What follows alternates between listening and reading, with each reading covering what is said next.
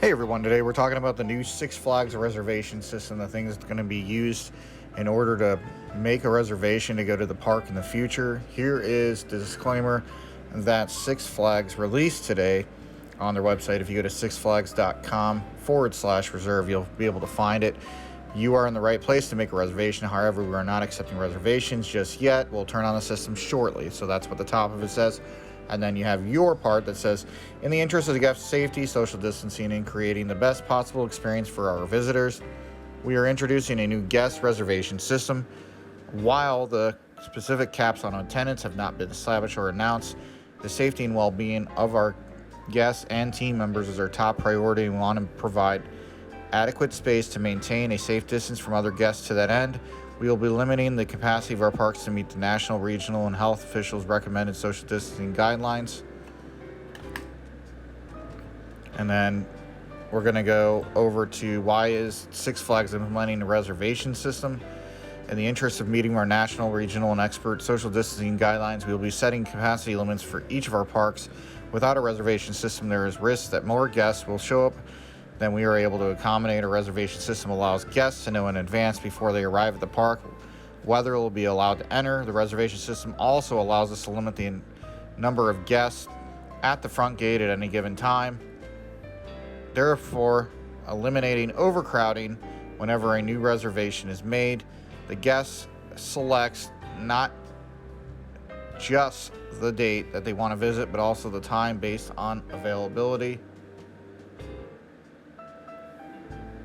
On the day they visit, they will be allowed to enter only during the time period they initially selected. So Six Flags released this information today, and we're going to go over the facts that they released on this information. So this is how the reservation system process works. Anyone with a ticket, season pass, or membership will be able to make the reservation by visiting sixflags.com/reserve.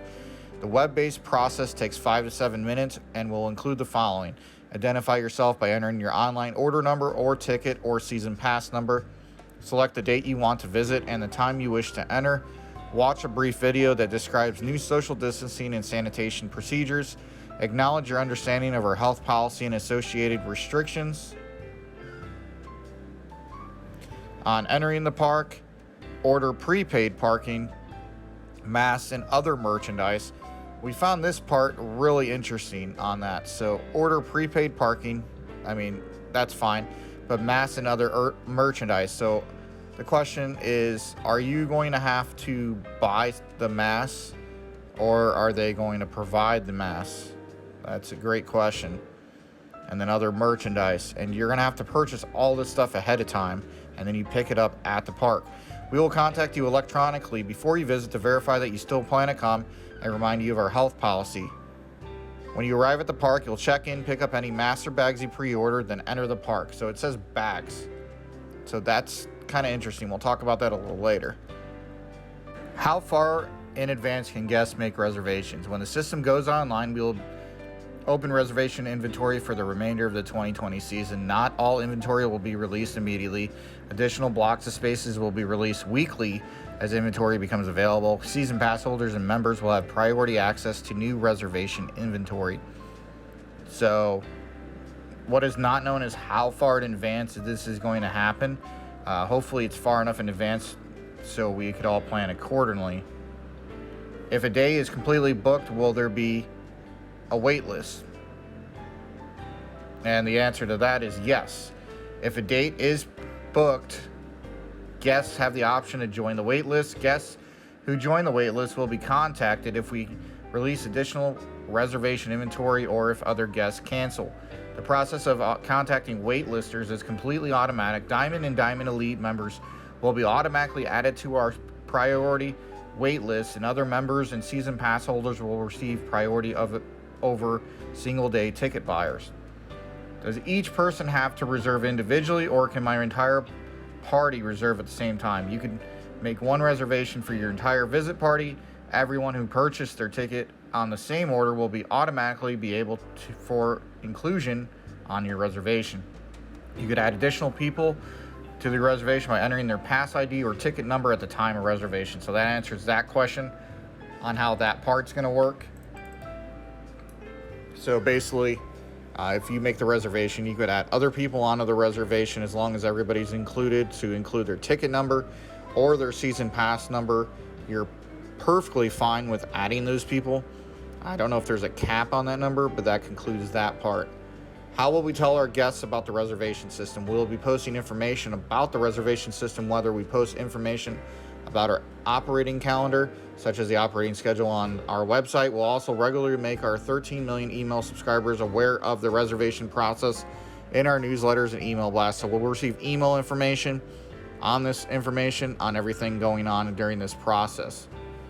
What kind of ticket holders are required to make reservations? All ticket holders, including single-day visitors, group ticket holders, complimentary ticket holders, season pass holders, and members are required to make a reservation before they visit. So I found this kind of interesting too. So everybody's required to do this. Now, obviously, whoever's making the reservation and whoever's going to be with them has to be on there as well. If you are not on that reservation, that's going to pose a problem when you get to the front gate. So they're going to check who's on your reservation list and make sure that everybody's on there that's supposed to be on there. Will any special consideration be given to members and season pass holders? Yes.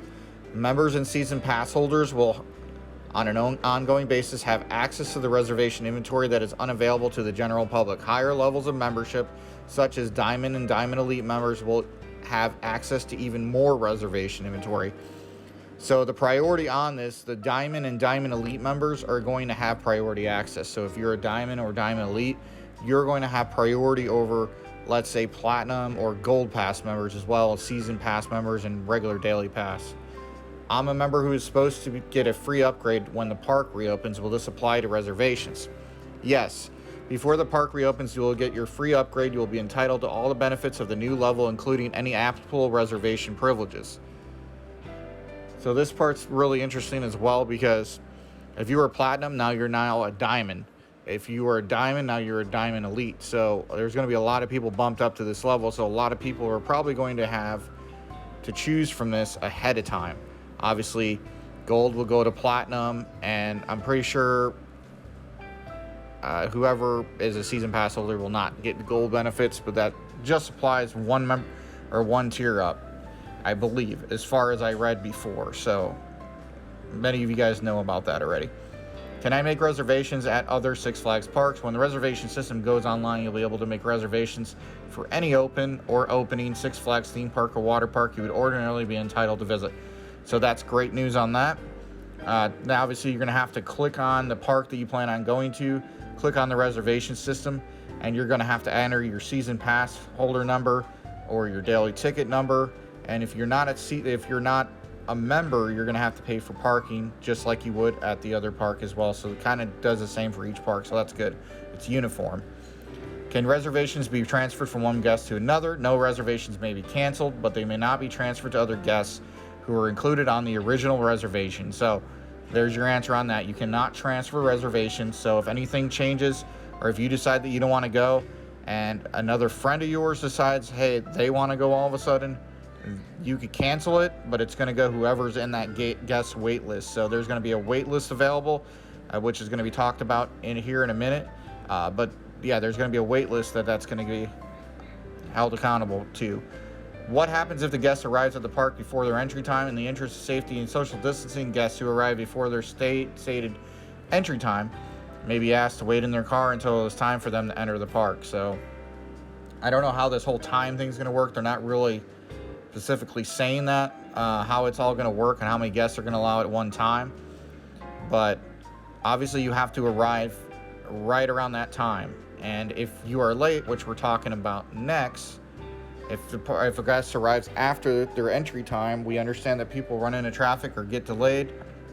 If you're late and miss your window, we will do our best to get you into the park as quickly as we can. Depending on the number of guests at the entry point, there may be a delay, but you will be allowed in. So it's important, and this is where this becomes really tricky and kind of painful, is that if you're running late, you're going to run into a bunch of issues. If you're early, that's fine. If you're on time, that's fine. But if you're running late, you're going to run into a variety of issues on it. So that's going to cause a lot of issues. And obviously Six Flags looked at this, and this is so far what they decided is best for their park. Going on to the next question, what happens if a guest doesn't show up for a reservation? Guests are unable to use the reservation or asked to cancel as early as possible. This allows us to make the reservation space available to other guests. Guests who make reservations and don't use them are subject to penalties such as reduced system priority and blackout periods. So it kind of sounds like the parking. So there's I think it's called premier parking or something like that. And if you don't show up for the premier parking, I think you're given a warning the first time. The second time you don't do it, you're blocked out of the system for a certain amount of time. So the same type of deal is going to happen with this guest reservation system that they're coming up with. So it's important, if you're not able to make it, cancel it ahead of time. I imagine they're going to want at least a 24-hour ahead thing on this, kind of like they did with their parking system. But let's go on to the next question. Once I'm in the park, how long can I stay? It says once you've entered the park, you are welcome to stay as long as you like until the park closes for the evening. So that's kind of interesting because they have a time that you have to enter the park at, but once you've entered, you could stay as long as you like. So I imagine they're going to have kind of like a live system that's going to keep track of all this to see how many people are in the park at a certain time. And once you leave the park, I don't know if you'll be able to enter the park again. I'm pretty sure that'll be discussed later. Are guests required to buy parking during the reservation process? It is required that all guests purchase their parking before they arrive at the park. Only guests who don't already have parking included in their ticket to order their parking in advance. If a guest already has access to parking because they have a season pass or gold season pass, gold plus, platinum, diamond, or diamond elite membership, then no additional parking needs to be purchased. The price for parking online is the same as it is at the park. And obviously that's going to vary from park to park across the country. Six Flags is a very big company, and they have a variety of different parks across the United States. That's kind of the one that we're specifically talking about right now. I'm not sure if this reservation system includes the Six Flags in Mexico, but it could possibly include that as well. But it's important that everything is purchased in advance, and we talked about earlier with the mask and the bag. I don't know what the bag's going to hold, but obviously that'll be discussed later in time. What other social distancing or sanitation efforts is Six Flags introducing? Six Flags will be introducing wide-ranging safety measures in our parks to keep our guests and employees safe. They are beyond the scope of the document and will be Friday available on our website at the appropriate time. So there you go. There's the answer on that. They're going to introduce that here soon. Since they just released that today, which is Wednesday, May 13th, I imagine maybe tomorrow or Friday they'll release the rest of it. And they're probably working on the hours as well for the parks. But let's go ahead and go on to the next question. What reservation system is Six Flags using? Six Flags reservation system was developed internally. That's why we believe that it's going to be along the lines of the same reservation system that you use for their parking. For those of you who use their advanced parking, which is kind of like their platinum parking area where you go over there and you get like a closer spot to the entrance, you had to reserve it in advance, and then if you weren't able to reserve it in advance, sometimes you could get put on a system that if somebody canceled, you would be able to reserve that spot once people canceled their other parking spots. So kind of along the same lines, if it's developed internally, it's probably going to be around the same type of deal. So a lot of you that have already used that system are pretty familiar with it, and you're going to know exactly what I'm talking about. And here's how the different tiers work. So there's Gold Plus, Platinum, Diamond, and Diamond Elite. Those are all the benefits for it. You can see on there, if you've been bumped up to the other levels, this is going to give you information on what the other levels include. Obviously, if your pass includes parking, but it's not Diamond or Diamond Elite, I think Platinum passes get one like preferred parking spot, or maybe two per season. A Diamond and Diamond Elite always get it. So those two tiers are probably going to take that up fast. So be prepared, because that parking level is probably going to fill up faster than it used to in the past. And this kind of gives you an idea of how much the discounts are, between 5 to 50% off, depending on your levels and what all those levels include. So if you get a chance, check that out. But this is all very interesting things. And as we have more information readily available on this, you'll be the first to know here on our channel. But we hope that what we've given you guys information wise today is enough information that you have to understand how this new system is going to work. And here on the next screen right here, there's going to be a screenshot of kind of how their parking reservation system works. And if you look at this screenshot right here, you'll see that the parking reservation system the way it is right there is probably going to be it's similar to the same type of system like I've stated before that's going to be used for their guest reservation system to enter the park. From there, you're going to be able to reserve, and you're going to input all your information. You're going to have to watch the video and everything like that. And then you're probably going to get a printout or an email that you're going to save, and they're probably going to scan some sort of scan code. And then from that scan code, they'll be able to determine who's all on your list, and then each member will probably have to, or each guest will probably have to scan in accordingly.